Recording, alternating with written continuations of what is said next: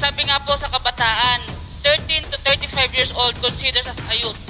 Kaya ibig sabihin po, 13 anyos pa lang, nire-recruit na namin. 13 anyos pa lang yung mga bata, minumulat na namin sila sa digmaan. Kaya si Sara Elago at lahat ng mga representative na yan, huwag kayong tanga, huwag kayong gago, huwag niyong gaguhin ng mamamayang Pilipino. Tama na yung panggagago ninyo sa amin.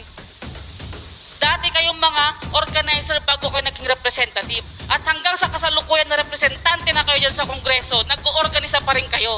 Sa karanasan ko po, ang Kabataan Party List, ginamit nila ang kanilang PDAF fund para sa ipasok sa mga scholarship kuno, sa mga schools. Ngayon, para makapag-avail ang isang kabataang estudyante ng scholarship, kailangan niyang maging member ng Kabataan Party List. Kailangan niyang sumama sa mga rally, sa mga ED, sa mga DGs na kailangan na pinupuntahan, at hanggang sa kailangan niyang sumama sa mga basic mass integration at pati na rin sa mga exposure sa mga countryside o sa mga unit ng NPA.